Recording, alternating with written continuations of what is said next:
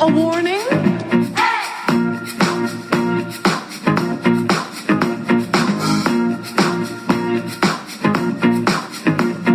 There ain't nothing to worry about. I'm worried that you work in an office. Have children. Celebrate wedding anniversaries. The world of heterosexual is a sick and boring life.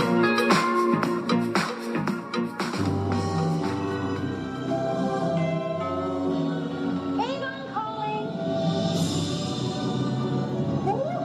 This is some huge house, isn't it? Hello? Why are you hiding back there? You don't have to hide from me. I'm as harmless as cherry pie. Those are your hands? Those are your hands. I think you should just come home with me. Joyce, I just saw this strange guy driving with Peg. Did you get a good look at it? Hi! Scissors. Whoa! Like a handshake you got there, Ed. Kim, this is Edward who's gonna live with us. Well, this must be quite a change for you, right, Ed? Those things are cool. Can I bring him to show and tell on Monday? He's a highly imaginative character. It seems clear that his awareness of what we call reality is radically underdeveloped. Eddie, you take my very breath away. Do you have a girlfriend? Is there some special lady in your life?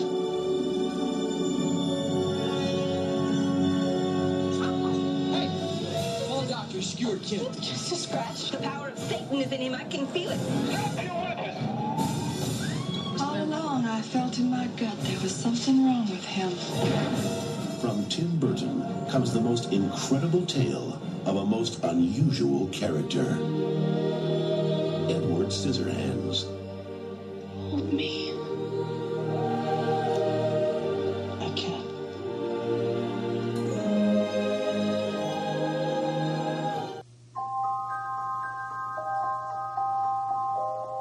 Welcome back to the show, listeners. Merry Christmas. Merry Christmas. I mean...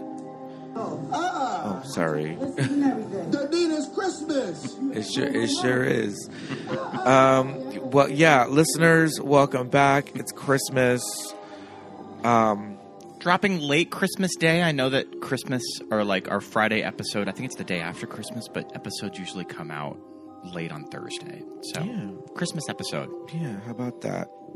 I mean, this year has flown by. You know, we're all, you know, everybody's in on all that. But it is Boxing Day as you're listening to this. Mm-hmm. But it's technically our Christmas episode. So this is a lot of fun. I'm glad we got to this movie.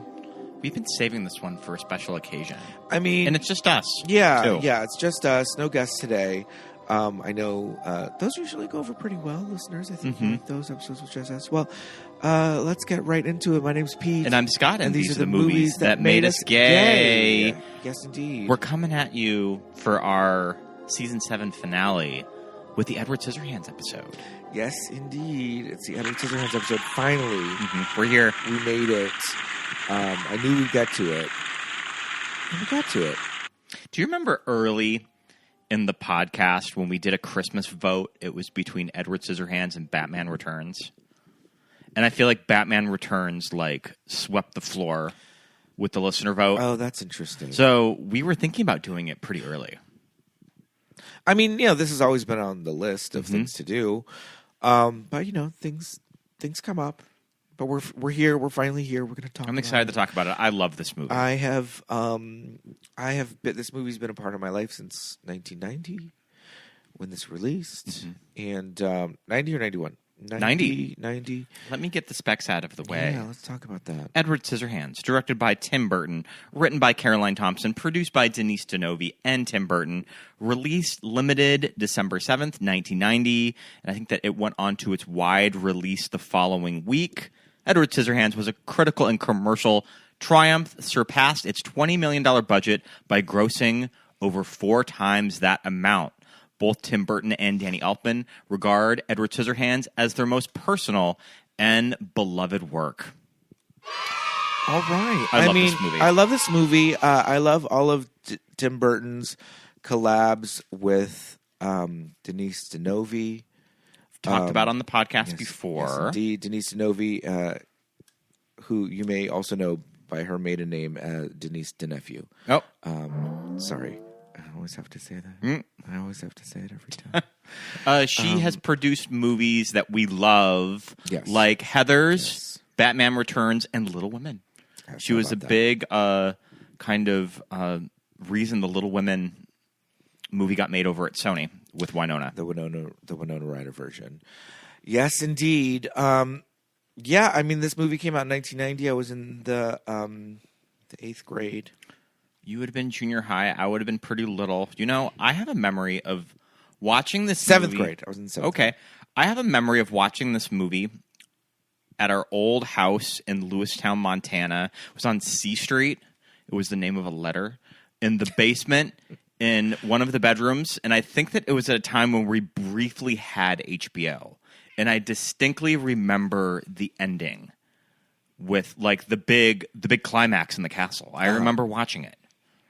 I saw this in the theater. I was in the 7th grade, and you know, this is kind of, it's not the height of, you know, Winona madness, but like it's there. It's getting there. We knew who she was. I definitely was a huge fan of Beetlejuice at this point. For me, she's an older teenager, so I'm just like, okay, I have this awareness of her. She's the cool girl, but also, granted, like, she's a cool girl, but not the cool popular girl. She's like the cool edgy girl. She's kind of playing against type in this movie. Well, yeah, no, and that's something that she talks about a lot, especially with like her own personal kind of story and style and all that. Just kind of being this bullied kid for looking so young for so long and looking like a boy and having a short haircut and getting bullied by the popular girls and now playing this cheerleader type character. But you know, also this was something that when I was a kid, you know, I'm in 7th grade, so all my friends, all my school chums are talking about it, and we're just like, how about that blonde hair on Winona Ryder? Sure. What is going on there? I mean, we talk about on the show about Tim Burton putting these actresses that have no business being blonde, even though I think Winona, there's a picture of her in the movie that is an actual picture of kid Winona, and she has blonde hair. Yes. Winona Ryder was blonde as a kid. I think she's probably has lighter hair and maybe would dye it dark, you know, in the 90s. But that young picture of Winona as a kid is definitely for real, and it works so well with her character Kim Boggs being this blonde cheerleader type, but it's a strawberry blonde in this movie.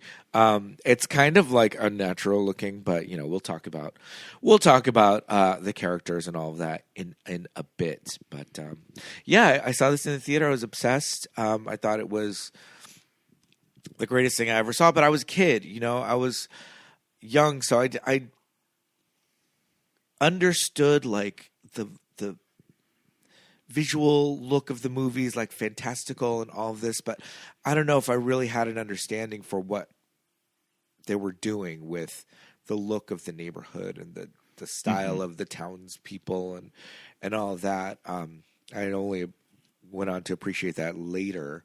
I remember the 2000 DVD 10-year anniversary. I think we still have our copy of that. Yeah. And I was like, damn, 10 years, this movie's fucking old. Jesus Christ. Do you remember, I remember thinking about that, about Edward Scissorhands and Pretty Woman. Yeah. That fuck. It's 10 years old. Yeah, what the hell? And these like commemorative DVDs, because, you know, DVD wasn't around in 1990. And so by the 10-year anniversary, it was, you know, we always talk about the DVD Renaissance and the special edition DVD kind of height there. In the early 2000s. So they're like, yeah, we're going to capitalize on this. We're going to sell this. And I bought it. And there's a Tim Burton commentary on there. There's the commentary. And I think that there's some really good interviews with Caroline Thompson when she kind of, when she was given to write this by Tim on spec. Yes. Caroline really Thompson, interesting. who went on to write the script for The Nightmare Before Christmas. just kind of giving her ideas of what Tim kind of wanted out of this movie, because the genesis of Edward Scissorhands comes from a drawing that he did when he was a young person growing up in Burbank. Right. And I mean, pardon me, listeners, I'm getting over a cold, so I do sound a little. I'm in my Elaine's Church era right now. You know, you can watch this movie and just be like, oh my gosh, this is like the moody teenager. No one understands me. No one can get close to me because I'm so prickly, you know. And I wear black on the inside because black is how I feel on... I wear black on the outside because black is how I feel on the inside. And it is that. But at the same time, I think it is kind of timeless, and it's I think it's kind of gone on to be bigger than like its initial kind of like moody teenager, Frankenstein, I'm the monster kind of like. A modern day Prometheus. Right. So, you know, it's one of those Tim Burton movies that kind of like, I think this is the example that people are like, well, Tim Burton used to make good movies. Sure. Right? You're like, nothing's going to beat Edward Scissorhands. Well, nothing's going to beat Edward Scissorhands. Come on. I mean, nothing was Edward Scissorhands at the time.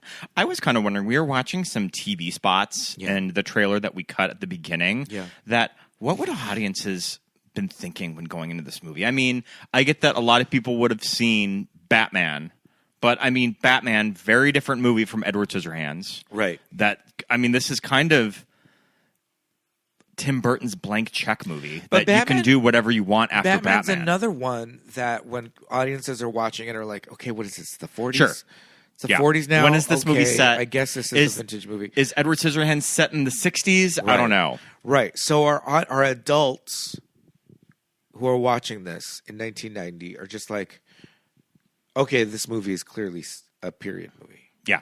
This is the 60s because... I mean, I guess. But the van looks a little... It's a van! It looks a little 80s, though. It's a van. Vans look like vans. I guess.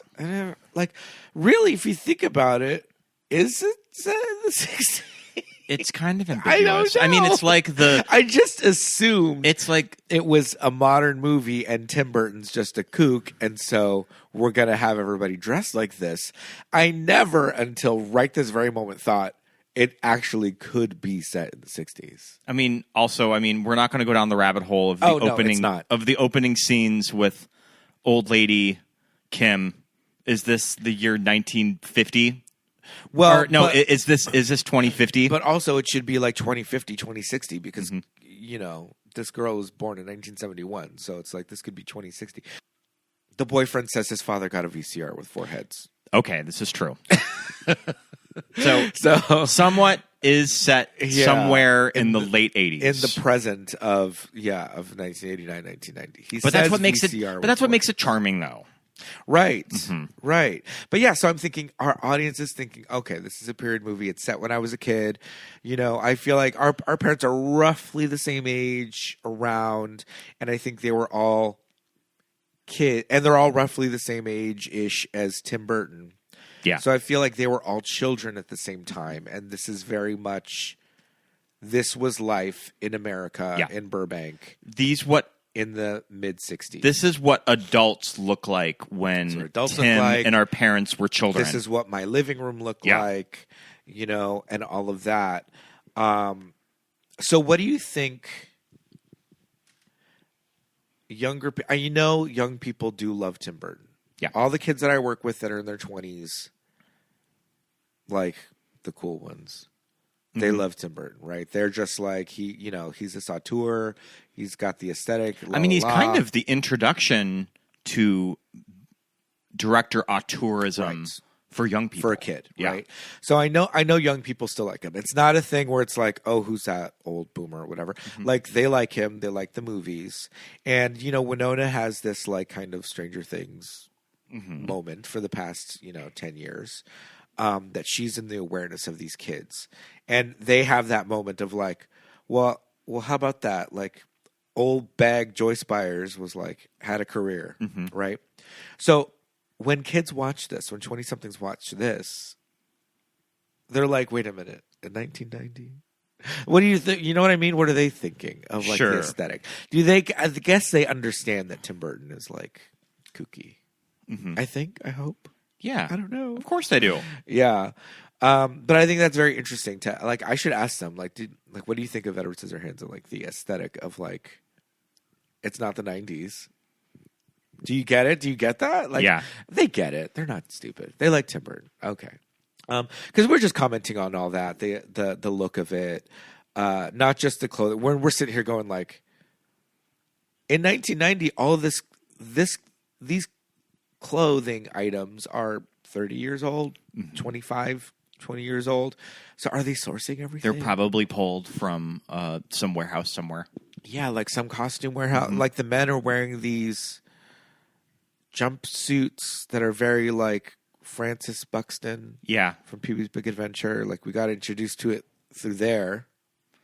Some of the coat dresses on the women too. Oh my God. I mean, it all kind of reminds me of a Far Side cartoon a little bit.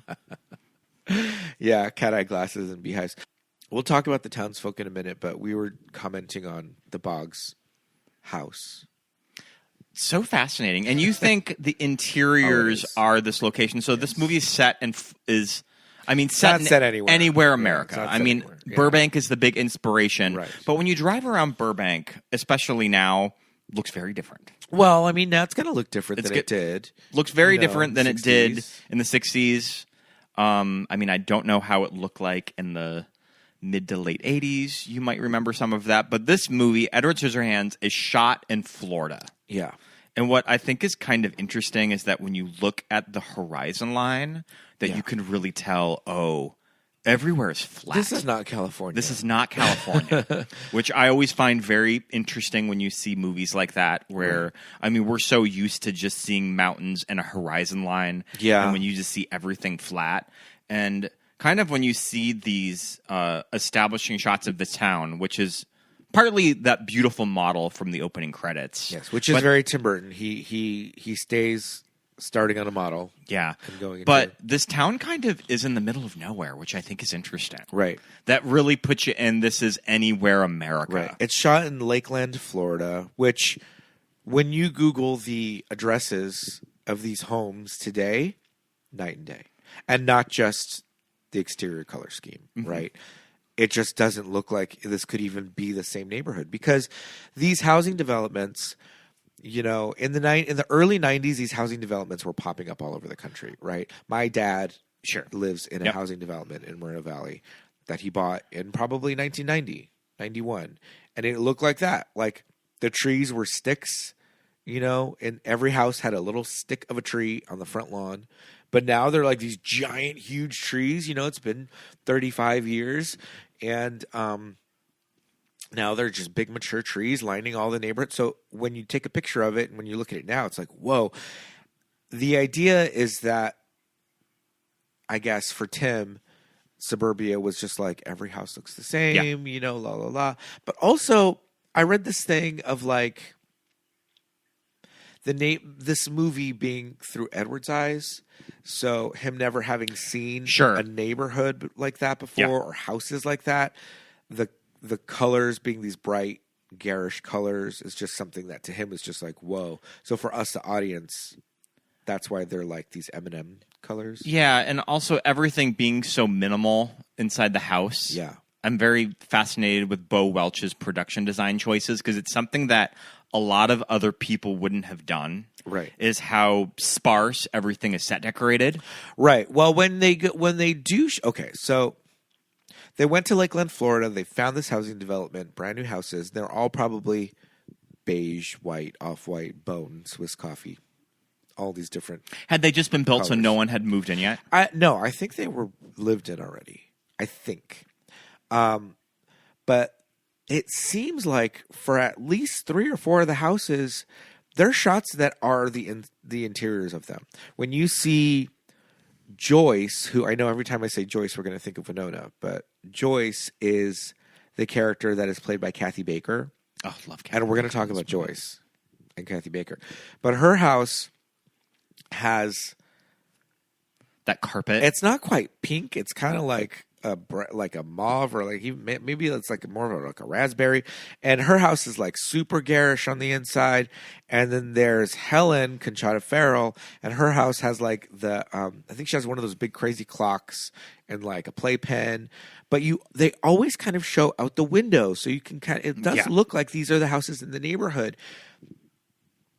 These houses are built pre open concept, so they just have a kitchen that's a room off to the side. We're very fascinated with the Boggs' kitchen off of the front door. The front door, it's like such a weird choice that you do not see now. No, crazy. At first, I thought it was a bar, and then you pointed out, no, it's the kitchen. When they're preparing for the party, I always said you really can't have a picnic or a barbecue without deviled eggs. They're just the best. That's in the kitchen, and you can see where it is relative to the rest of the house. But no, you're right. The living room is just kind of this big open space with the kitchen and the couch and the little coffee table and the big TV set that's sitting on the ground. And then she has her like hutch with all the pictures with the like Sears Portrait Studio photos of like this is where we get that photo of child Winona. Yes. She's blonde. Yes. Yeah. And Kim and Jim, Anthony Michael Hall, and their like prom picture, junior prom, and they're both in like 70s looking formal wear. But there's glass grapes. There's, all that 60s. I mean, my grandma had glass grapes all the way through the 80s. Like, I remember glass grapes on the dining room table. But yeah, the houses look like, I mean, they're fine houses. I would not turn my nose up at those houses, but they're also just like, oh my gosh. Sure.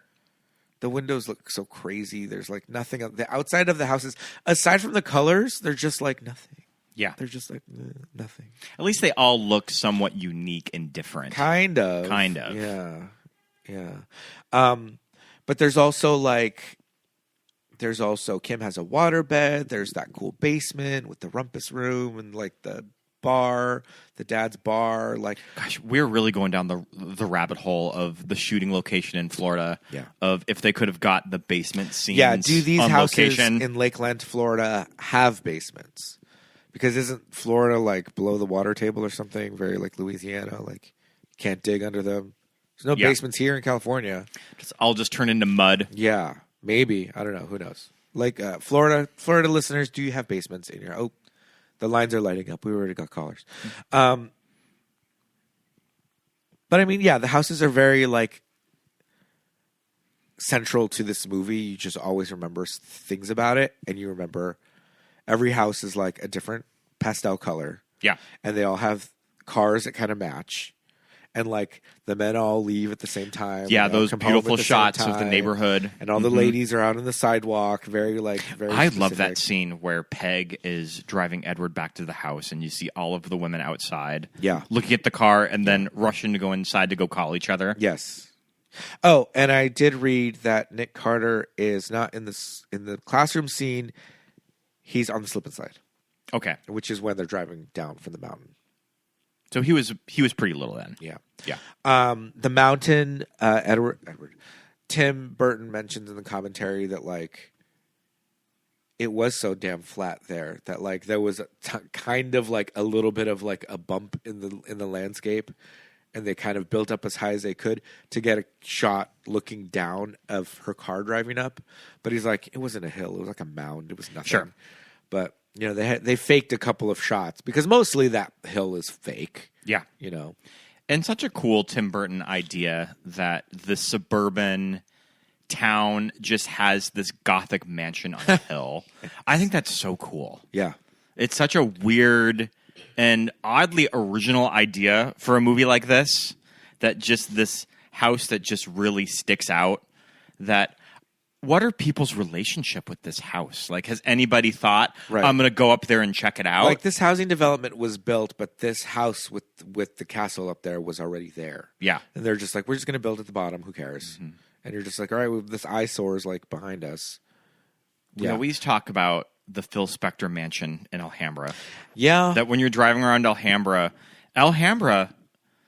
which is a little suburb out of Los Angeles, has a mansion like this on a hill. Yeah. And we always think of Edward Scissorhands. I mean, it's kind of a hilly neighborhood in general, but there's a specific kind of hill that's there, and yeah, there's a mansion up there, and is that estate called something? Yes, it is. I'm trying to find it. Did I text you guys the link? I thought I texted. I think you just messaged me about it. I think I just showed it to you. I mean, it's kind of an unfortunate story that what happened there, because Phil Spector did own this castle. Mm-hmm. I mean, we call it a castle. It's not really a castle, but it's in the hills in Alhambra. It's on the top of a big hill, and it is where.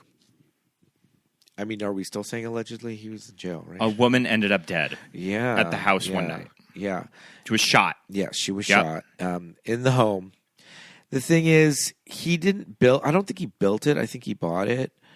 I mean, it looks like an old house.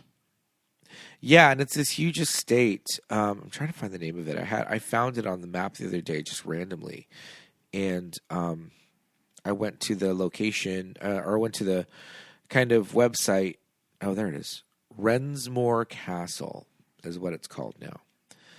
And Rensmore Castle is the former Phil Spector estate, but it has turrets. It has, it's very castle looking, and it's up at the top of this hill, and you can see it as you drive through Alhambra.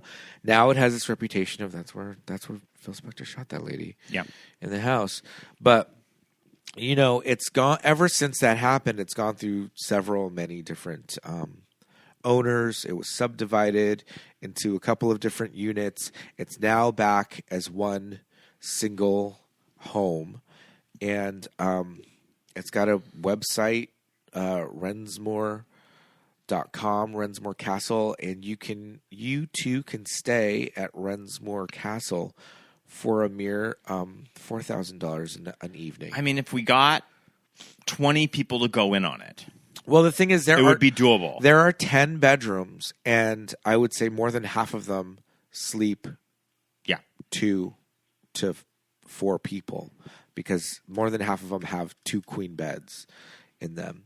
It's a 10-bedroom house. It's got, we should have thrown our holiday party there. Oh, my God. The movies that made us gay holiday party. It says it sleeps 24, 8 full bathrooms, chef kitchen, dining room that seats 12, a ballroom with dance floor, vintage speakeasy bar, games room, billiards, air hockey, darts, karaoke machine, first floor veranda, second floor balcony, all this stuff. I think it's $4,100 on a weekday and like $7,000 on a weekend. Yeah. But you can live in this, you can spend the night in this castle on the hill overlooking scenic Alhambra, California. And kind of feel like Edward Scissorhands for a minute. But Picture topiaries outside. Okay, well, let's talk about this cast. Who did you want to start with? I mean, we got Johnny. We did Crybaby earlier in the year. I mean, both Johnny and Winona, like, they're 1990s. That Johnny would have started the year with Crybaby and then finished it with Edward Scissorhands. Winona would have started the year in the spring with Welcome Home, Roxy Carmichael, and finished it with Edward Scissorhands. Such different types of roles that you really see their versatility as actors. Well, Welcome Home, Roxy Carmichael was a very small movie. Even at the time, I feel like it was a very, What I'm just saying is that just sort of her career trajectory at that time. Right. No, right. But I'm just saying it's not like she was doing this 2 huge blockbusters in a row. That one was a little bit of a blip. But, she'd just come from Beetlejuice and Heathers, which are critical darlings for her. And being so young, she's probably 19 when she made this movie, and already this being like another huge kind of blockbuster for her. At that age, it's kind of a big deal. And Johnny Depp coming from kind of being a big TV star, being a little bit more, was this his first movie? I mean, Crybaby was out earlier this year. I'm sorry. Yeah. But, I think it's people like John Waters and Tim Burton saying, okay, yes, he's a TV star, he's a teen idol, but we're going to do a little bit more with him. Sure. Right. And I don't know, like, I hate to like compare drag queens to each other, but it's like, it's similar to, you know, Jacob Elordi being like Kissing Booth, sure, Netflix teen sure. movies. Yeah. And then boom, he gets Saltburn, you know, kind of a trajectory. Right. And now he's Frankenstein. Yeah. Oh, hey, how about that? Yeah, I think, at the time it was very much like Johnny Depp, like from TV, like he's this like spooky, ooky, kooky, like goth Robert Smith from The Cure character. Okay, whatever, I guess so. But like if you knew Johnny personally, like it would make total sense. That I know that Fox really wanted an established star as Edward Scissorhands, and when you go on Wikipedia and IMDb, you see pretty much the list of every major actor in Hollywood was considered or maybe even met with Tim. So I'm seeing a quote with Tim that he did meet Tom Cruise for this movie. That it was something that he took this meeting just to make the studio happy. They both kind of exited the conversation with, this isn't really going to work out. Sure. Like, we're wanting very different things from this movie. I think that Tom wanted maybe more of a happy ending to the story, and they just figured it was for the best if it didn't work out. Yeah. Yeah. Am I making up Michael Jackson chasing this movie? Michael Jackson is in the IMDb trivia. There you go. But it says that Tim Burton did not meet with him, though. I mean, you know, we've said this. We watched The Wiz. I feel like Michael Jackson is a very natural actor. I feel like there are movies that he's really good in. It would have been a different thing. Yeah, I don't know. This could have been a musical. It could have been a musical. I always read that. Mm-hmm. I don't want to see Edward Scissorhands like spinning around. Sure. Doing the hee-hees. Mm-hmm. But I don't know. I feel like you put Michael in the makeup. It maybe could have worked. Especially maybe 1990 Michael. Yeah. I'm not saying I want to see this movie. I'm saying it's not his craziest. I think that he would have worked in this movie more than something like Hook. Oh, yeah. That he also really wanted. Yeah. That was never going to happen. Is it like Jar Jar Binks, Edward Scissorhands? The ones that got away. Yeah. The ones that like he could have, like, there's a universe out there. Yeah. I don't know. I mean, I think Tim Burton did kind of want to develop this as a musical at some point. It's not out of the question because The Nightmare Before Christmas is being made at the same time. Sure. And we have seen this stage as a ballet. We can talk about that later. Yes. But especially when you see this on stage, I can totally see dropping music into the story. Yeah. Mm-hmm. You know, I always there's the whole like, conversation about Johnny Depp and the kooky characters that he plays and like all the different types of choices that he makes for these movies and like who else could have like kind of a similar kind of career trajectory, who else out there could possibly play these roles the way Johnny did or does, you know. And like I don't know, is Robert Downey Jr. that far out of the conversation? Yeah. I could see Robert Downey Jr. working for this movie. Yeah. And I mean, not for nothing, but Anthony Michael Hall. That would have been very interesting casting for 1990. It was. Like, is this a comeback for him? You know, for me, definitely playing against type. Definitely playing against type. You know, Weird Science is 85. He did some movies after that, and I think he was trying to be taken more seriously as an adult, but they never really caught on, right? Yeah.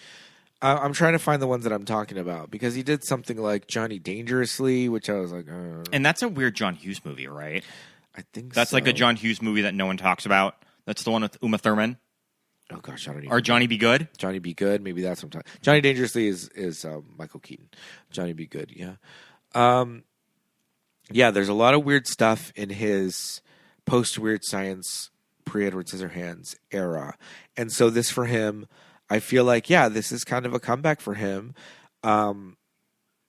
we were, as kids, we're just like, holy shit, could you believe that's Farmer Ted? You know? Yeah, Johnny Be Good. Out of Bounds is the one that I'm thinking about. That's like his big, like, crime, espionage, like, you know, running from he's in the drug dealers. He's in A Gnome Named Norm. He is in A Gnome Named Norm. Yes. And also in 1990. Wow. Yeah. Which has an alternate title. I'm trying to find out what it is, but I won't dig that deep. But yeah, interesting casting with Anthony Michael Hall. I'm glad that he's in this movie playing this character. You can see kind of another aspect to his kind of acting. But yeah, that was something else as a kid that I was like, holy shit, that's crazy. But Dianne Wiest, she is somebody that Tim Burton kind of credits for like getting the ball rolling. She was the first to sign on. Getting the ball rolling on like people taking this movie seriously. She was the first actress to read the script, supporting it completely, and because she was so respected, once she had given her stamp of approval, others soon got interested with it. Yeah. We were talking about the townsfolk before. Kathy Baker as Joyce. I love all of the women in the town. Yeah. They're my favorite. Yeah. Kathy Baker, I love her in this role. She's a serve. She's a serve. This is such a fun character. The sound of her nails when she's like... yeah, she's like drumming them on the wall. When she's drumming them on the wall. Mm-hmm. You know, I always thought, and a lot of people always said at the time that she was like a Peggy Bundy kind of clone, like a Peg Bundy clone. But like when you watch it now, it's not very Peg. No. Like she has kind of big red hair, but there's only really one scene when it's Peg-esque. But she'll usually have it like, even before her Edward haircuts, she would have it like pulled up or half up, half down or something. And then, you know, Edward starts doing the classic haircuts, which are great. And she has a really good one. But yeah, Kathy Baker playing this like sex pot that's just bored of her husband. And I will be bringing the ambrosia salad. Mm-hmm. Yes. And I said, I know that Joyce, Kathy Baker's character, I know that she's putting coconut shavings in her. How do you feel about that? Ambrosia I know salad. Delta Work has thoughts about it. I like coconut shavings. I like ambrosia salad with Jell-O. Or coconut flakes. Yeah. Gotta have Jell-O. Mm-hmm. Yeah. Just Jell-O mix in the Pretty sure that one of those ambrosia salads had Jell-O. It seemed to me that the Conchata Ferrell, Helen, it seemed that hers had the lime Jell-O. Hers was green. And that's the classic lime Jell-O ambrosia salad. People always have really strong opinions about ambrosia salad. I'm very pro. Yes. When we went to Charles Phoenix. Went to Charles Phoenix and he made ambrosia salad as he was doing the slideshow. He had red food coloring. Okay. To make it pink. Can't remember how my grandma would make ambrosia salad. I want to say that there was walnuts in it. Yeah, you can have walnuts in it. Yeah. Yeah. You can kind of do anything with it. There's different kinds. Grapes? Yeah. Fruit. Well, you usually do like a fruit cocktail. Fruit cocktail with the juice. You know, whipped topping. I prefer a Cool Whip. You know, even though Cool Whip is just oil and whatever. But I always like Cool Whip over whipped cream in a can. Call me crazy. Cool Whip, I think, would be better in something like ambrosia salad too. Yeah, probably. Yeah, I think it is. I think you need it. But yeah, Charles Phoenix had. Charles Phoenix has a very Edward Scissorhands aesthetic. Oh yeah, of everything that he posts. Yeah, absolutely. Very just mid 60s. Okay, first thing that comes up, pass me a spoon. Ambrosia salad with Cool Whip. Yeah, it's usually the canned fruit salad, like when Wendy Torrance just opening that giant thing of fruit salad. Yeah. And pouring the whole thing with juice in the bowl. I'm like, what is she making? They're gonna eat all that fruit salad? There's only 3 of them. Let's see, Cool Whip, sour cream. Oh my god. Sour cream's a lot. Sour cream's a lot. Okay, let's see. Whipped topping, use Cool Whip, sour cream, pineapple, mandarin oranges, shredded coconut, and maraschino cherries.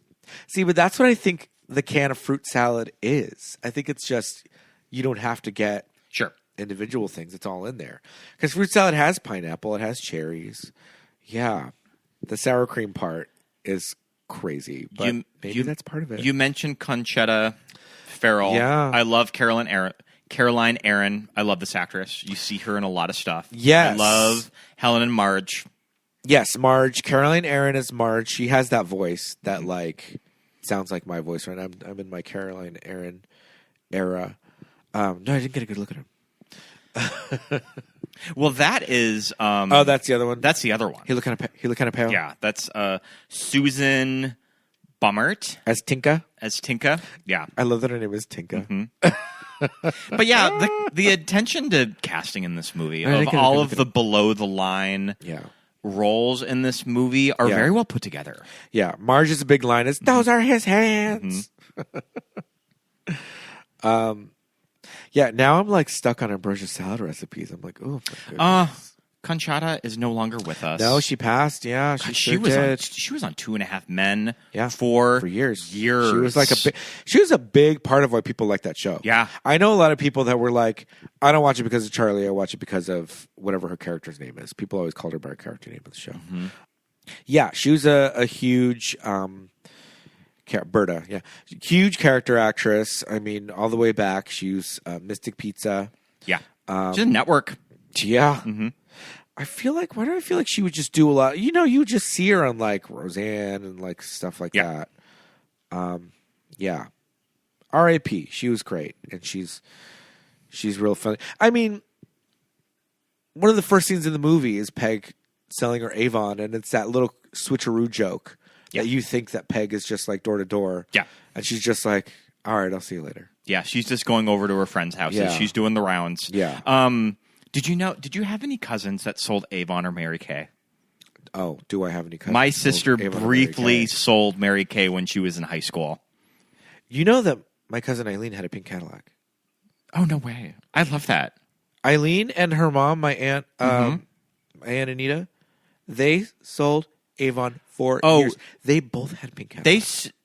They would totally be the Mary Kay success stories. Because those two could sell you anything. Leanie knows how. Leanie has charm to her. Yes. Leanie can go in and sell you something without you even knowing that she's selling you something. She's just having a conversation with you, and by the end of it, you're just like, my hands do feel really soft. Yeah. I do need to buy this cream. Yeah, pink Cadillacs to both of them. I love that. Yeah. And I mean, I don't know how much or how little it takes for you to get a pink Cadillac. I would assume a lot. Yeah. But they both did it. Mother and daughter, Avon, that's Mary Kay. Mary Kay team. Yeah. Yeah. For years they did. Our family were a Mary Kay family. Yeah. Yeah. I'm sure that in the 80s there were some Avon people that were adjacent to, but once Anita and Leanie jumped on Mary Kay, it was that. All the way home. So, yeah, very interesting. And it was never door to door. It was parties. It was network. You know, sold to friends. Yeah, it was networks and all that stuff. So, everybody knows that one woman that would sell Mary Kay. Yeah, and that's how you stock up for the year. Yeah, exactly. Yes. All right, I want to talk about Peg, Dianne Wiest going over, kind of deciding to go up the hill to this castle. I just want to consult the big Avon handbook. Yeah, she is just striking out left and right. You know, Helen said no. I love that shot of with the car mirror. When she clicks it, she turns the mirror and it's in camera. Yeah. And the reflection is in the mirror. That's crazy. I mean, and she just drives right on up.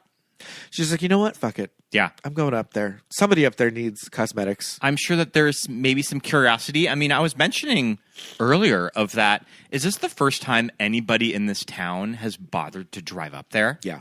Is anybody not curious? I mean, are the teens going up there like fucking in the topiary garden? Like, you know? Edward's not coming down, so they're just like, this place is abandoned. Let's just go up to the little park up there, and like we need some alone time. Anthony Michael Hall really wants this van so they can have somewhere to go. Our own van with a mattress in the back. That's how you're selling this to your girlfriend. Oh my god! But yeah, Dianne in these scenes where she meets Johnny Depp. Yeah, no, I mean, she is just perfect.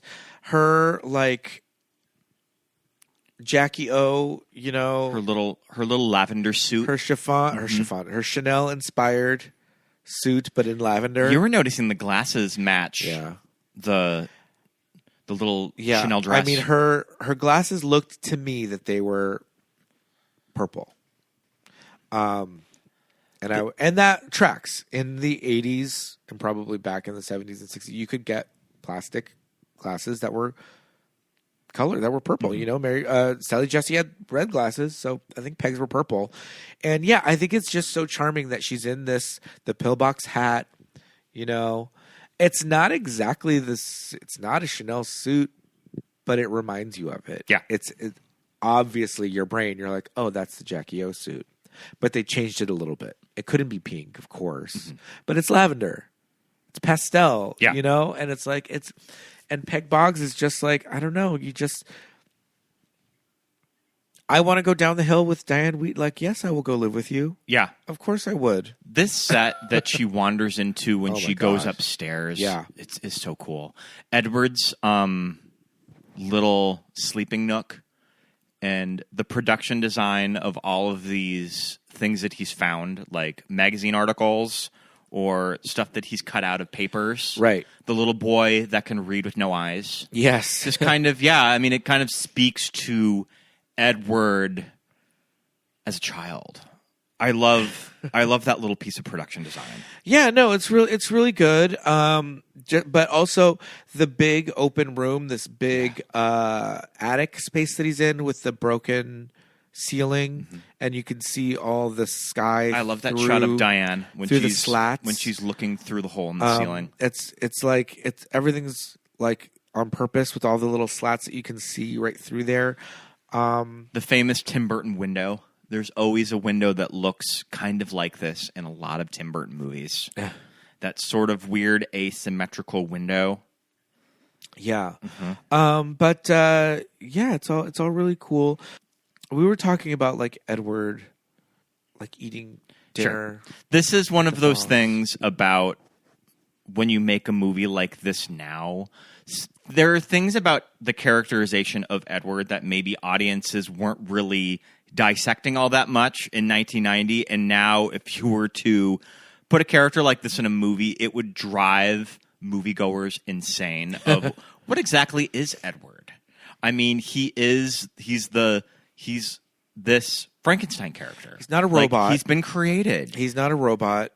But I think very much like in Frankenstein, the novel, they kind of dance around. Frankenstein doesn't eat anything in the novel. They kind of dance around how he was created. Yeah. All the electricity and all that stuff is in the from book. the movies. It's very ambiguous, right? And so in this, they do the same thing. They dance around how he's created. Like we know Vincent Price can create these machines. Yeah, but like, is he a machine? Like those hands that he has, that he shows him. What exactly is his skin? Those are not mechanical hands, right? This costume that he's wearing,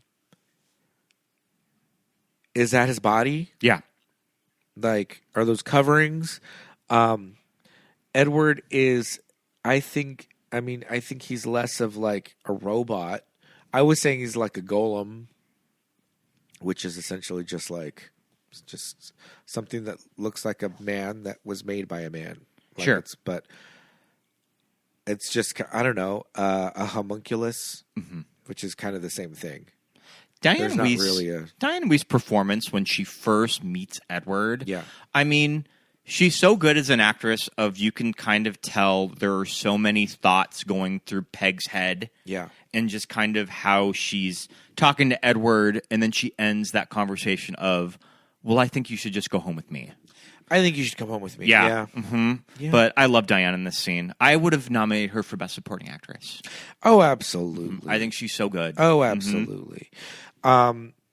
So famously, well, I don't know how famously, I know it. Stan Winston does the makeup for Edward Scissorhands. And you think, okay, the makeup, like his face is so cool. He's got the like Clara Bow eyebrows. Speaking of a gnome named Norm. Right. You know, he's got these like those evocative like silent movie eyebrows. He doesn't have any eyebrows, Yeah. but the contouring is painted up, so he looks like kind of worried always. Then he's got the scars on his face and all of that. But the thing is, those hands are insane. Yeah. Like, you're like, oh yeah, they're scissor hands, but like, think about it. Like, how did they do that, right? And there's like this quote in the trivia that Tim Burton was like, holy shit, you gave him scissors. Yeah. You and did they were it. like, well, that's what you wanted. You replicated the drawing. And he's like, oh, well, I just figured you would do like knives or something, because how else could you do it? But they did it. And if you look at the hands that they made, they're scissors like with holes. Was Stan Winston responsible for this? I mean, I don't know even what you call this apparatus, like the scissors. An appliance. An appliance is...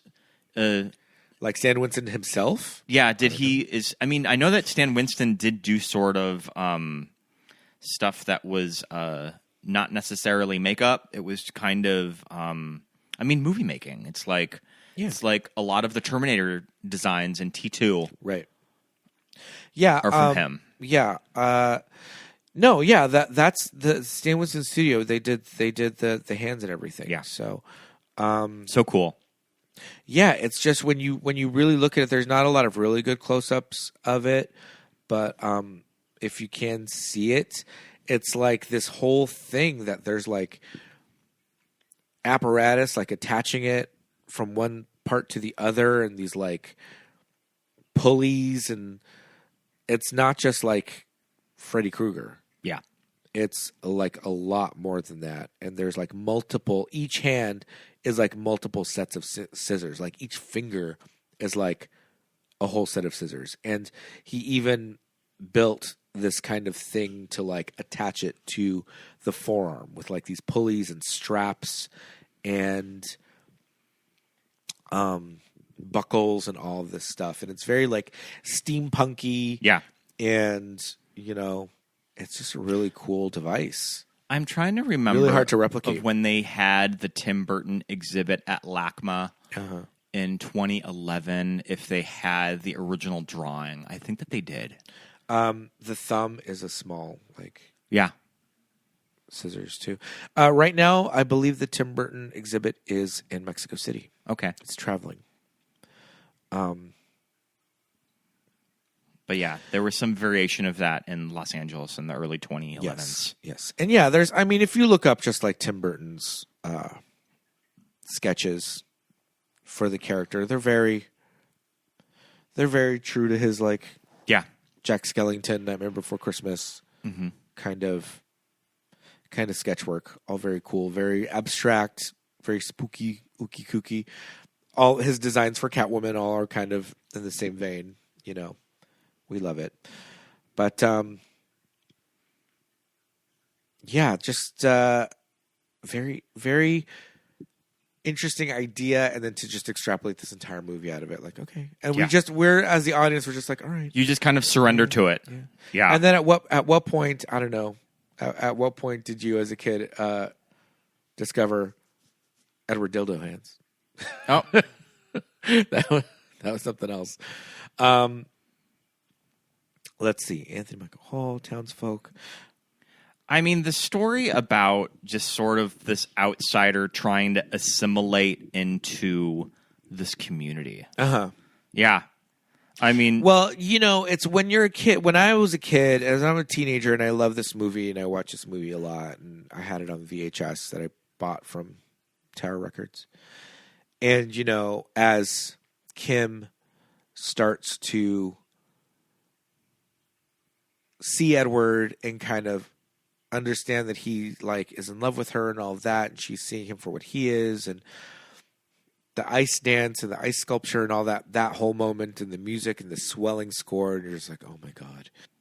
And there's that part when he runs away, but he comes back to her at the house, and she says, hold me, and he says, I can't. Yeah. Oh, geez, Louise. Get out of here. That as a kid, you're just like, and that sad Johnny delivery. Yeah, it's just like, oh, wow, this is just this perfect allegory for me as this misunderstood kid. And then the townsfolk, the suburban townsfolk being the Frankenstein like townsfolk, right? Yeah. They don't have pitchforks and because at torches. first they're fascinated with him because he's someone new and different. Right. I mean, he's making these fabulous haircuts and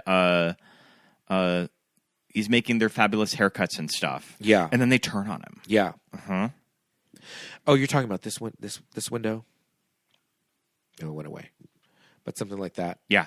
Yeah. Mm-hmm. Yeah, and Sweeney Todd, that his barber room is very evocative of Edward's attic space. I think we'll post pictures. One of my favorite sequences is probably Edward doing hair. I love the piece of music by Danny Elfman. Yes, in that. Yeah, scene. no, it's really I think good. it cuts together really well. Yeah, absolutely. The score is amazing. The score, you cannot beat the score. It's like, oh my gosh, I love it. So good. The thing is,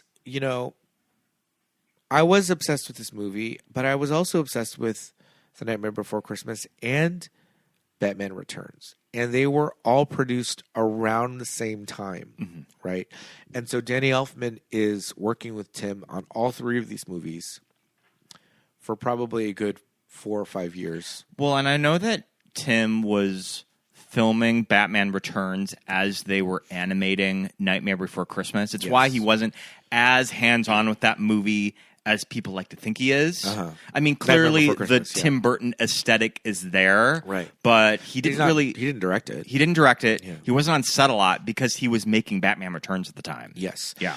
If anything, he was working more closely with Danny Elfman. Yeah. In creating the songs, giving him ideas. This is what I want this song to be about. This is what I want it to evoke.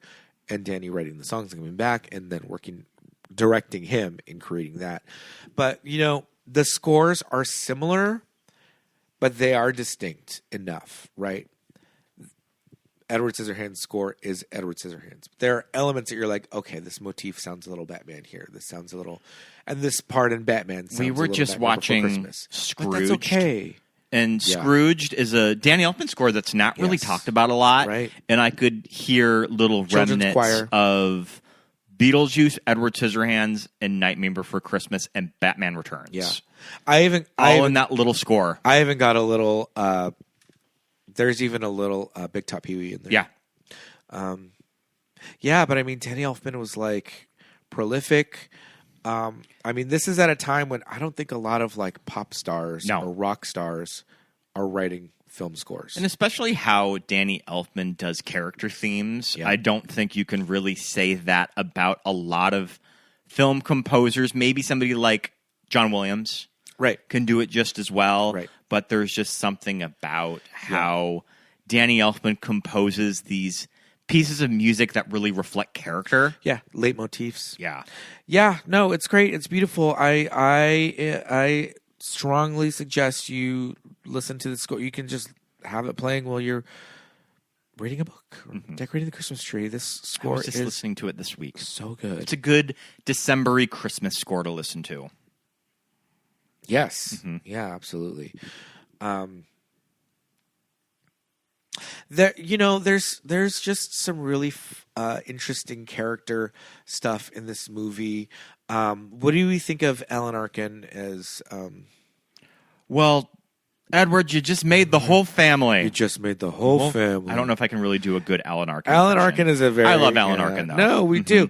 I mean, do you remember America's Dad. Yeah. Do you remember when I blew your mind and told you that Adam Arkin from Halloween H2O is his son? Yeah, I don't think I ever really put that together, even though his last name is clearly Arkin and they sound kind of similar. Yeah, yeah.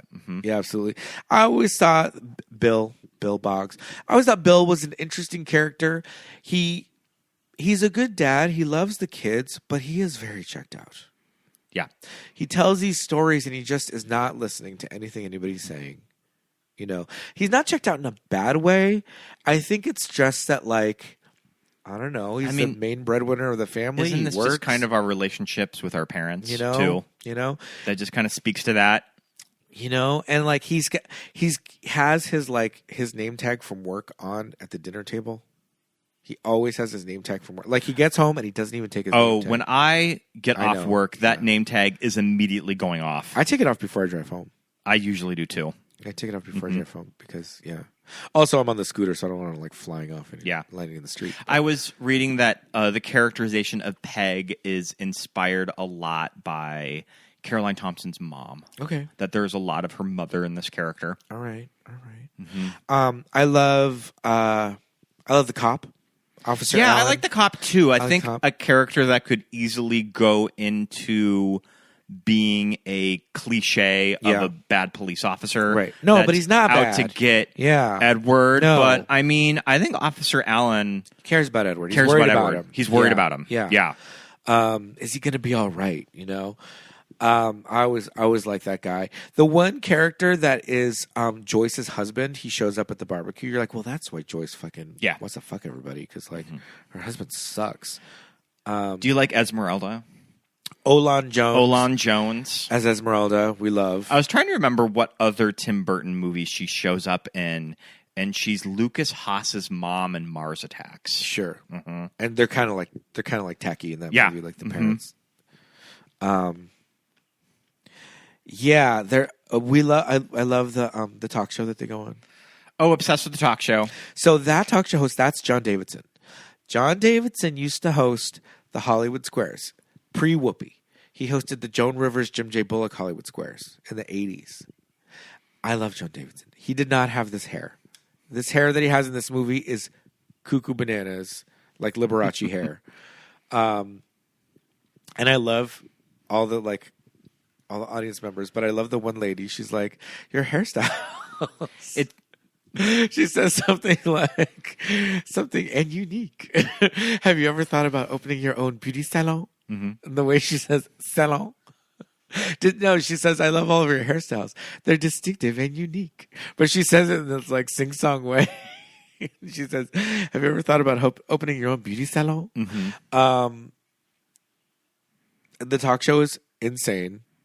It just looks crazy. It just looks so 70s. Who else do we love? The dishwasher repairman. Yeah. That Joyce is like trying to bone down with. Okay, so what was your awareness of Vincent Price as a kid? I mean, my awareness of Vincent Price would have been this movie. Sure. I mean, I would have watched this movie in my early memories of childhood. Okay. Watching this in our basement growing up. This would have been early Vincent Price to me. I used to love watching The Great Mouse Detective. Yeah. And Vincent is the voice of Ratigan in that movie. But it's just this interesting late career comeback of Vincent Price in the 80s. Well, when he was starting to show up in movies like this. He's in Thriller. Yeah. He does the rap. Mm-hmm. I don't think it's a rap. He's just talking. But they call it the rap. He's in Thriller, so obviously I knew that. And so, yeah, I think as a kid, we just kind of knew that he was in like these spooky movies. He had a very like spooky kind of voice. Then there's Great Mouse Detective that comes out in 86, 87. So I had this awareness of him from that kind of stuff. And then this comes up and you're just like, and he died shortly after the release of this did. movie. I mean, 93. So this would have been his last feature role. Do you know if Vincent was made when Tim Burton was in CalArts? Or was Tim just working for Disney at the time? I'm not sure. He probably His short Disney. I mean, I think Disney owns it because it's on. Yeah. It's been on every DVD release. He of probably Nightmare Before made Christmas. it when he was maybe shortly after he stopped working for Disney. I know that was their first collaboration. Yeah, was for the short Vincent. Yes. I don't know how you tell on like IMDb, like what studio or if any owns it. But I mean, it's 1982. Yeah, it's a production company. It says Walt Disney Productions. Yeah. So, and yeah, it's been ever since the first DVD release of The Nightmare Before Christmas. It's been packaged with that, which tells me that Disney owns a stake in it. Yeah. I wouldn't be surprised if when they did television airings of Frankenweenie if they just paired it with it when it would air? I don't think that they did. Mm-hmm. I don't think that they did because I think it was like a big deal when it got put on the first. Oh, when it got put on the DVD, Nightmare sure. Before Christmas DVD. I think that it was wasn't like that readily never available. before seen like Yeah. Tim Burton short.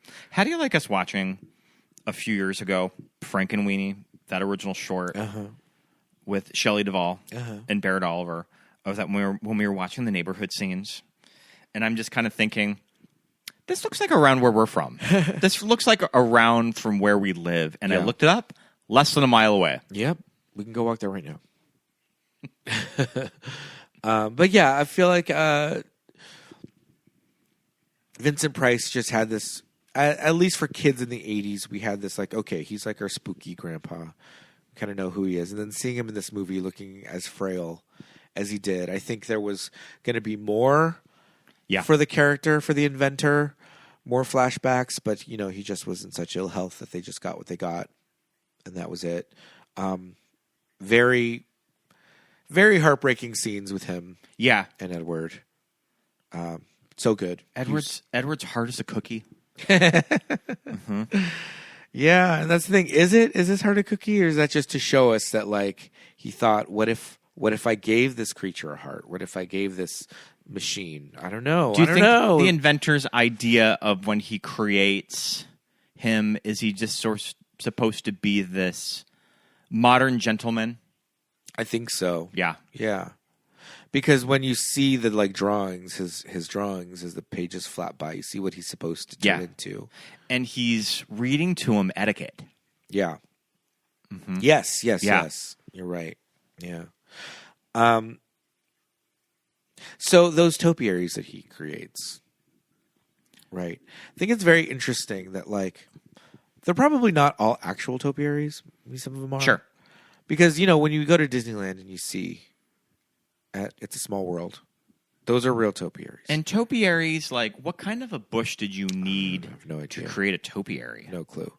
But, you know, that's a cage, right? It's like a chicken wire cage, and it grows in there, and then they let it grow a couple inches probably outside of it, and then they just trim it. Because you see it at Disneyland. You see it at It's a Small World, and some of them are like poking through, and some of them are not quite ready yet. You know, some of them are dying, whatever. So you're like, oh, okay, you kind of see the magic behind it. But this idea here is that Edward, you know, he's got scissors for hands. These are his hands. So he's like so good at it. Did you notice that like there's one that's like a it's got antlers. Yeah. And they're like so like they're like thin and wet. Like they try to illustrate like these are like your gardener can't just make these. These are like high, like, you know, expert level topiaries. I thought that was really cool because like the one of the big hand in the center, and then there's one with antlers on it. You're like, how the hell did somebody go about doing that? But you know, it's movie magic. We don't think about it. Yeah, we're not supposed to think about the movie magic part of it. But I think that's such a cool element for him. And you know, obviously, like with the shrubs that are in these people's backyards, he can't like. Well, you just made the whole family, Edward. Yeah, he's not doing that with he's not making like a big T-Rex with like the tree in her backyard. You always comment on Alan Arkin's Bill's TV setup in the backyard. He's watching TV in the backyard. Yeah, yeah. Back in the day, you like, I mean, now you can freaking watch TV anywhere, but you had to drag that TV outside, and like the only way to get channels on it, you have to put those rabbit ears in there and like hope for the best. You'd have to put little pieces of tinfoil. Yeah, get a good spot. You know, I love his little TV that he's and the boys are listening to the same game up in their prefab treehouse, which we also love. I always wanted a treehouse like that. Yeah, yeah.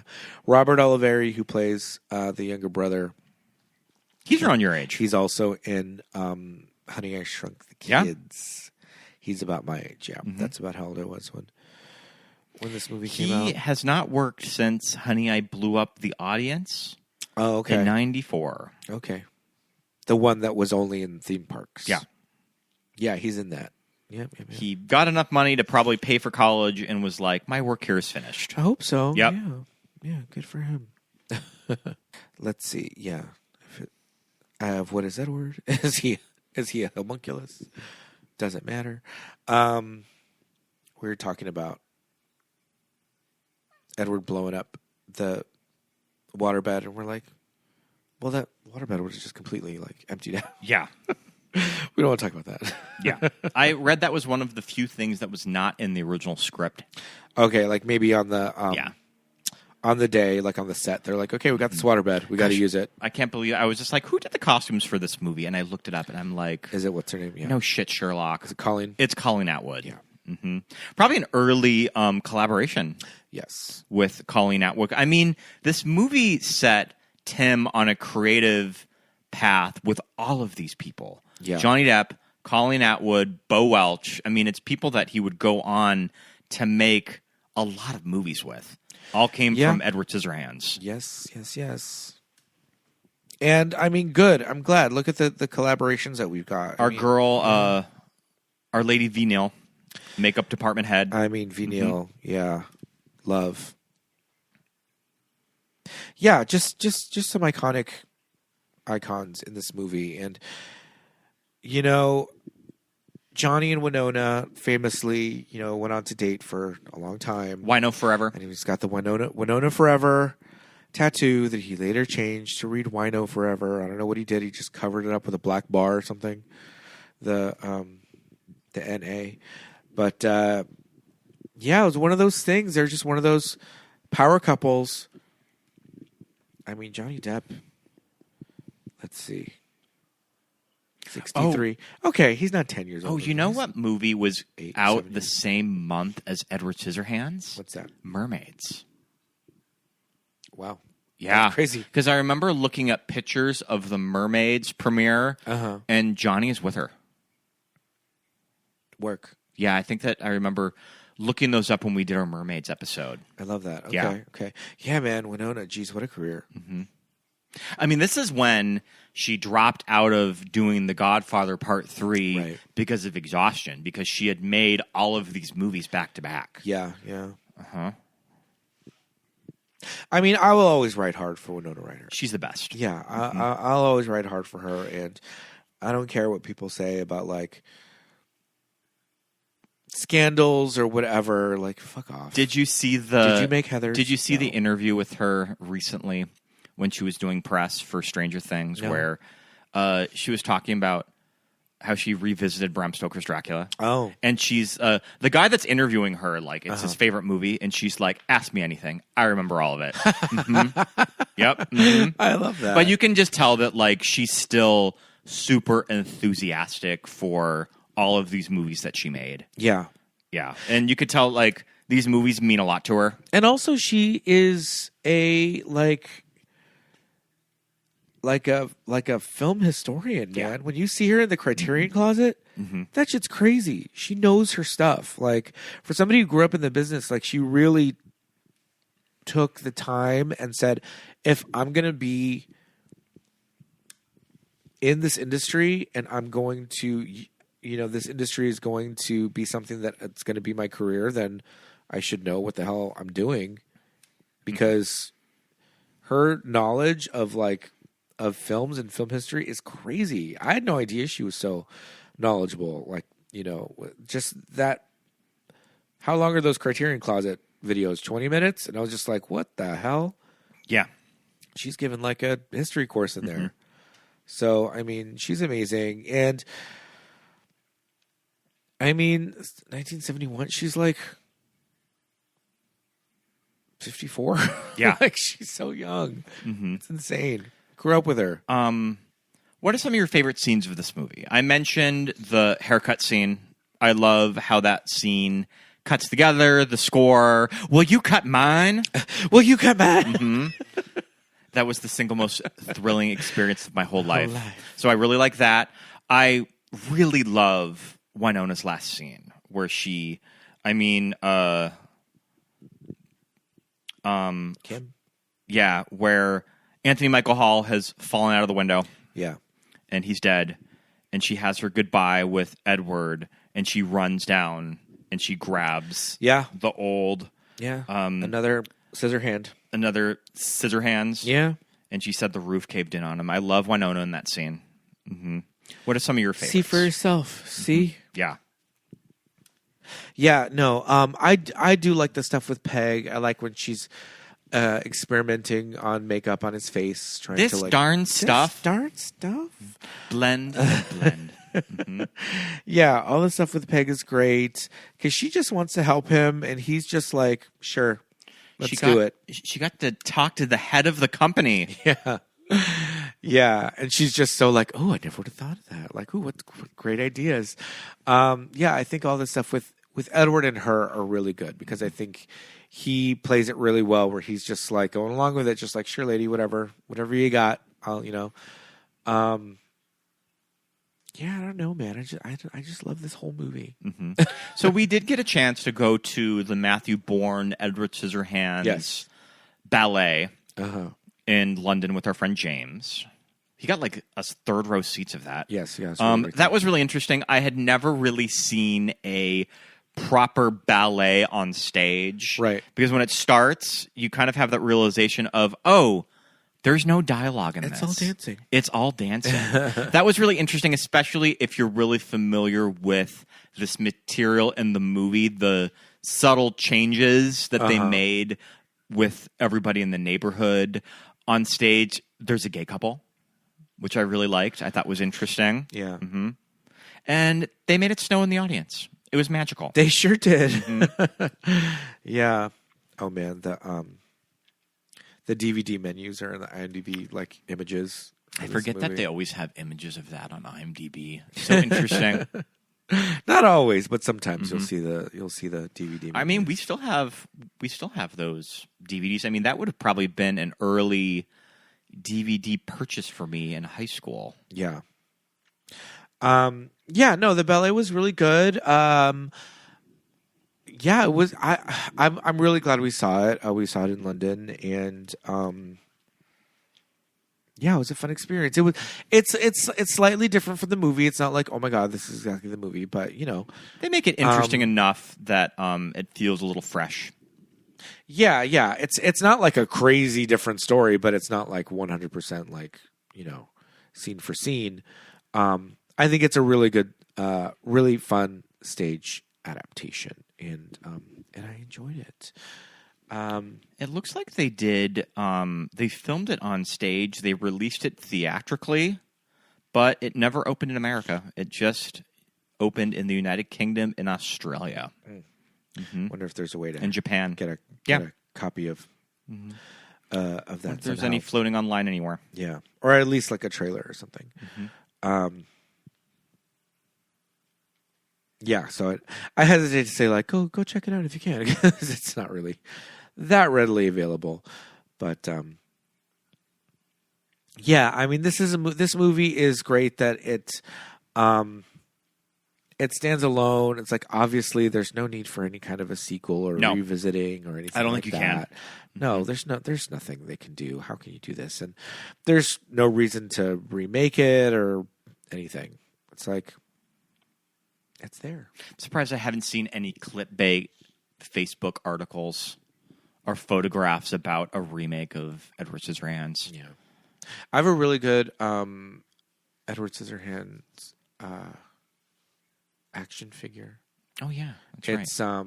It's that company. It's the McFarlane Toys. Mm-hmm. McFarlane in the early 2000s did a lot of really affordable, high quality toy figures for movies. They did all the Austin Powers ones, and they did Spawn. I think Spawn was kind of the first one that they did, and they came out. They released an Edward Scissorhands one, and I got one at Frankenson's, and that's cool. I still have it, and it's on the wall. Mm-hmm. Maybe I'll get a picture of that too. I never took it out of the packaging. It's still in its original packaging on the wall. Let's see. Should we move on to? I mean, I think that about does it. Yeah. I love this movie. Yeah, absolutely. Mm-hmm. Good Christmas. I tend to always watch this around December. Oh, yeah. I mean, this is a movie that we rewatch. Yeah, we watch this fairly movie. periodically. We watch this movie pretty regularly. Yeah. Don't really need an excuse. But it's definitely a wintry Christmas movie, with the the snow, and it never used to snow. Do my old lady Winona impression. Oh my gosh, we didn't talk about how this movie is. I mean, we did briefly of what year is the opening scenes of this set. It does not matter. But the shot of the little girl in this giant bed. Yeah. I like old lady Winona telling the story. I like to think that she is telling her granddaughter, and this is when we went to the bank, and he was denied a loan because he doesn't have a social security number. Yeah. I mean, that's what happens. And my boyfriend was saving up for a van. I always think of that, of when I see movies that, like, the framing device is an old person telling a story of how much of these details are they telling. Yeah. Like, why would they know that? How much of these details are they sharing with the person listening? Yeah. Mm-hmm. Yeah. And Kim wouldn't know some of these details. It doesn't matter. Yeah. Yeah. Mm-hmm. But love the framing device of the story. I think it's very charming. Yeah, absolutely. Mm-hmm. You were commenting on the chair that she's sitting in. Yes, I was. Has those like those cool little, like, are they lion heads or They're dog dogs, heads? Yeah. Mm-hmm. They're dogs, like on the armrests. And that like cover of the fireplace. Yeah, one of those like fireplace that screens. You really get a good shot at it really, at the very end. It's really cool. We always talk about, like, old ladies don't look this way anymore. And Winona Ryder, when Winona Ryder is 90, she probably won't be dressed like a little old lady from the 50s. But you know, man, Edward's hair is crazy. It's a little Robert Smith. Yep. Mm-hmm. Well, yeah, that's the idea. Yep, that's the idea. But it's also a little Tim. But I mean, it just looks like his drawings. It just looks like his drawings. I like how when they comb it to go to the the talk show, it's combed, but it's still like crazy. It's still like big and poofy. Mm-hmm. But yeah, that's just Edward's character. But I think should we wrap up? Should we do our last weekly rewind of the year? Let's do it. All right, let's get into it. So I don't have too many things. Yeah. On our weekly rewind, we have been watching some pretty heavy Christmas content the past few weeks. Uh-huh. We watched all of the BBC Chronicles of Narnia. Sure did. Michael and Callum from Once Upon a VHS did their Lion, the Witch, and the Wardrobe Christmas episode. Uh-huh. I watched some of this earlier in the year on YouTube, but I wanted to properly watch all of it. So we watched it last week. It still holds up. It's great. I love it. It's charming. Mm-hmm. Yeah, I mean, it's charming. It's this very specific kind of charm that only BBC TV productions provide. It's always interesting to talk to people about The Lion, the Witch, and the Wardrobe, because I do get from a lot of our friends, they say, my Chronicles of Narnia are that BBC miniseries. Yeah. Of like, that's kind of the one that I hold closest. Yeah. Yeah, and I totally see why. It's very charming. But I always wonder, like, where the hell did I see this first? I must have just rented it. I saw it on the Disney Channel. The video store. And I think that we may have watched some of it in school when we read The Lion, the Witch, and the Wardrobe. I actually think that we watched the weird 70s cartoon in school. Okay. Mm-hmm. Where Mr. Tumnus is red. Yeah, he looks like the devil. He looks like the devil. Mm-hmm. Yeah. Yeah, that was fun. That was fun to rewatch. It was long though. Mm-hmm. It's long, Mama. So I'm kind of slightly rewatching the Goldbergs right now, and it was a Christmas episode in season 10. What's the angle? What's the angle of the season 10 Christmas episode? Well, the angle is that the daughter finally marries Jeff, the boyfriend, and the daughter has a kid in season 10. Oh, okay. So Beverly's a grandma. And Beverly's a bubby. And they come home, and the granddaughter, has a Mrs. Claus doll, like a little plush doll. And Beverly's not that happy about it. And it's very interesting because they only say, we are a Hanukkah family. They never say Jewish or Jew. Never say Jewish or Jew on the Goldbergs. Well, there's the whole super Christmas episode where I think that they go into Hanukkah and then They talk about Hanukkah. Beverly tries to do a super Hanukkah where she's going to do everything on one night. Right. And right.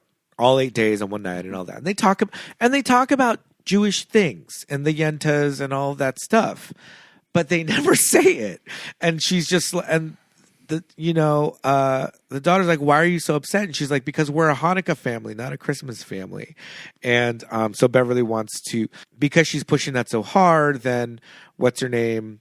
Erica decides like, okay, we're going to go all in, and they get a Christmas tree and all this stuff. And Bev and, is like all upset about it. And the in-laws are Frau Farbissina. And, so then they're kind of in on it too. They're like, oh, no, we got to have Hanukkah stuff. And it's very interesting. I think it's, I think the showrunner, Adam Goldberg, has kind of been like, okay, we were kind of Jewish light family. Like we went on holidays. We celebrated Hanukkah, and we went to temple on holidays, but we weren't going every year, and it wasn't this really strict thing. And, Bev is out there making shrimp parm and all this stuff that she shouldn't be making. But so he kind of was like, okay, we want to just make it as accessible to everybody as we can while showcasing stuff, but whatever. But so I've been watching that, and I watched the Christmas episode yesterday. That show's crazy. Yeah. It's insane, but it's charming. And I love Wendy McClendon-Covey. It's just I watch it for Wendy. Yeah, she's so good. As out of control as the character even is, it's just like, okay, I just watch it for Wendy. I did, maybe we'll finish on, I've been doing a big Christmas Carol rewatch, as I usually do. Yeah. I love Charles Dickens' A Christmas Carol. Yes. I need to get you to listen to the Hugh Grant audiobook when we drive to Arizona next week. Uh-huh. His Audible recording is really good. I listened to it last year. Yeah. But I watched with you, Scrooged and the Mr. Magoo Christmas Carol, which we had never seen. No. Kind of interesting to watch that. I did not grow up on the Mr. Magoo Christmas Carol. And then when I was wrapping some Christmas gifts the other day, I put on The Man Who Invented Christmas with Dan Stevens. All right. Which I love. Yeah. Mm-hmm. That's I have not watched that all the way through. Oh, I thought that I watched it with you. Oh, maybe I did. I'm thinking of, I watched it with you. I'm thinking of the Guy Pearce one. Mm-hmm. Yeah, you're right. I did watch it with you. The Guy Pearce one is good, too. But Guy Pearce one is dark. Yes. Mm-hmm. See, that's the scary Christmas Carol. But yeah, we watch Scrooged every year. Thought about doing it for our Watch With Us commentary this year. Mm-hmm. Yeah. No, I love Scrooge. It is Dick Donner really trying to make a Tim Burton movie. Yeah. Even though it would have been early Tim Burton. I mean, it's 88. So, I mean, it would have been the year that Beetlejuice came out. Yeah. It is a very 1988 movie, though. It's very, slick 80s, New York. But, yeah, it's interesting of just how a lot of Tim Burton's filmmaking was kind of starting to show up in other directors' movies. Yeah. Mm-hmm. Yeah. But, I mean, I know Scrooge was kind of a troubled production, but... what was troubled about it? He didn't get along with Bill Murray. Okay. Bill Murray was just kind of being a pill the whole time. Yeah. And trying to rewrite a lot of stuff, and he wasn't really happy with the script and all of that. So, yeah, I think there was just problems with Dick Donner and Bill Murray just kind of clashing. Mm-hmm. So, but I mean, the end result. I mean, I think the last whole section of the movie, where his big monologue on camera, I think a lot of that was ad-libbed, and Dick didn't really like that, and he wanted to stick to the script, and they didn't stick to the script. I don't really care for the last 15 minutes of Scrooge. Yeah, I know, same. Yep. Same, but the rest of it's really good. It's very charming, and I like it. I watch it every year. Mm-hmm. So yeah, but yeah, we've just been doing that this the last couple weeks, watching a lot of Christmas stuff because it's December. It's also our finale. We're going to be going on a break. I know, you guys. We'll be back. We're usually back mid-February. All the Patreon stuff will be there. Yeah. That if you want some movies that made us gay, fun stuff, everything will be on the Patreon. Yeah. Or you can use this time to go back and listen to any of the other 300 episodes that you haven't listened to. Yeah. Yet, because there's plenty in the back catalog. Mm-hmm. So, but you should definitely head over to Patreon to check that out. Yeah. Speaking of which, did you want to do the Patreon shout outs? Yeah, I think it is just about time for some Patreon shout outs.